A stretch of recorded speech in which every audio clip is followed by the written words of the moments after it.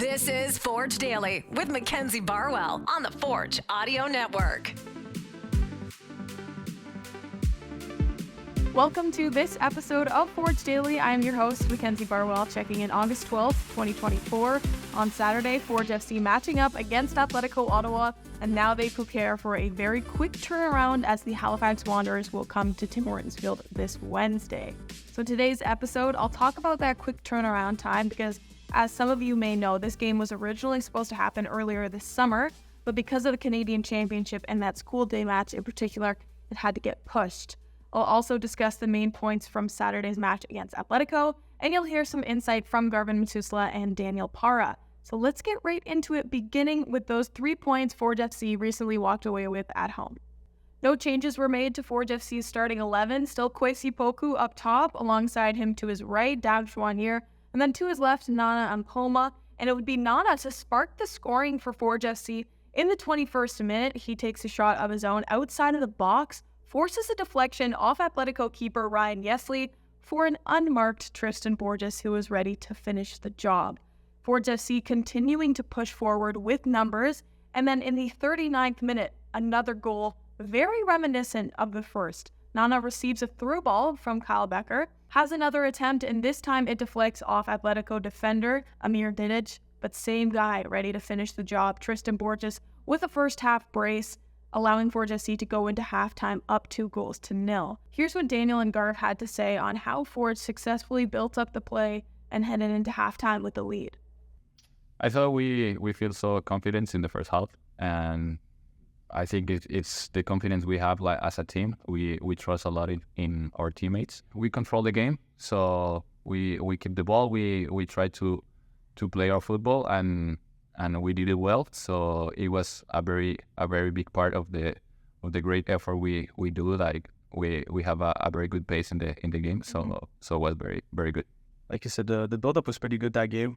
Especially in the first half, we really set the tone right away with the energy and stuff like that, and we got out the back properly. And I think that when we get out the back properly, then it starts the attack. And then we can attack with more fluidity and stuff. And we could tell in the game defensively we were good. And we got out the back cleanly on the left and the right. And that created all those chances we had in the first half and second. Yeah, what can you say about the connectedness now between Borges and Nana, for example? Because on 2 occasions, Nana made the first attempt and then Borges was able to get the rebound. I think it comes from what we do in training as well. We do a lot of, example, 3v2s, 4v2 situations. So when there's rebounds, attackers know that they got to be close to the net in case the ball comes in front of them. And we could tell as soon as Nana shot both shots, Borges was right there. Mm-hmm. And this is a part of being an attacker, like anticipating those rebounds and being in the right places. And this worked for us in that game. Going into the second half, of course, you're up 2-0. So what was the conversation at halftime? Was it a matter of more of the same? Yes, of course. Keep the conversation was keep doing the same and don't drop the level and have the mindset of we are like tied, we're nil. So mm-hmm. It was the mindset, keep going, keep trying and try to get more. Keep the same intensity, the same energy, because we always say, and that's the thing that we see in the locker room, 2-0 is the hardest lead. So if a team gets a goal back, then I want to go. And, mm-hmm. We've seen it against Valor and stuff like that when we're up 2-0 and they score 1 goal and then they're back in it and stuff like that. But so the most important thing was to get another one because when you get that third goal, usually it just ruins the vibe. It kills the rhythm of the other team and a bit of hope. And mostly not concede in the first 10-15 minutes because we know that it's usually when those first 10 and 15 minutes that the team is going to start attacking more. Yeah. So if you get through that without conceding, usually you're good and you can then the rhythm drops a bit and then we can set the tone. So that was mostly the talk. Looking ahead now to second half action, a notable save from Chris Galongo early on. It would be Ollie Bassett on the corner flag, delivery to Amir Didic at the back post, who heads the ball bottom left corner with pace, but Chris Galongo able to get down there and make the save.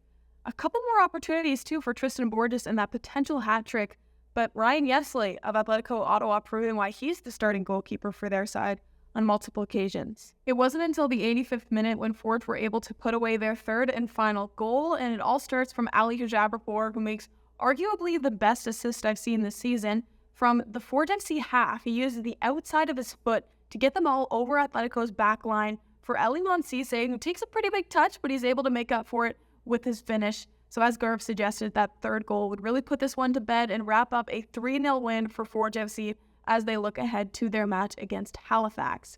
Here's more from Dani and Garv on how they use this momentum to be successful on Wednesday. Just keep doing the things we do the last game, and I hope the team's gonna doing well this game. So yeah, keep working, keep doing our part of the work, and everything is gonna be fine. So I think that it was a win much needed for the morale. Everyone, you can tell today, everyone had a good session. The bars are good. A lot of the bars are back. The smiles are back. So that's positive.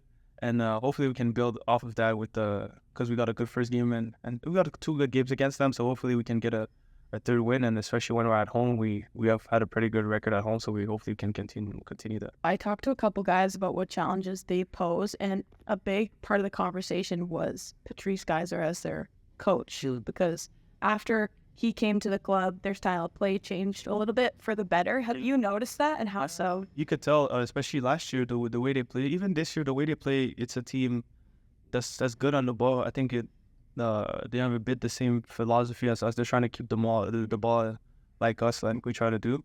And we could tell the game we played good. Even if we won 3-0, I think they had a lot of possession that game. So they're a team that tries to keep the ball a lot. So I think that their coach made a huge change in the club with that. Mm-hmm. For reference, the Halifax Wanderers currently sit at the bottom of the CPL table with 16 points total. However, they do have 2 less games played than a first place now York United with twice as many points as them, 31. Atletico Ottawa now in second with 1 point over Forge FC, who have 1 point over Calgary. So the standings continuing to get closer and closer. And while Forge are well past Halifax, in terms of that point differential, they'll want to use this midweek match to get ahead.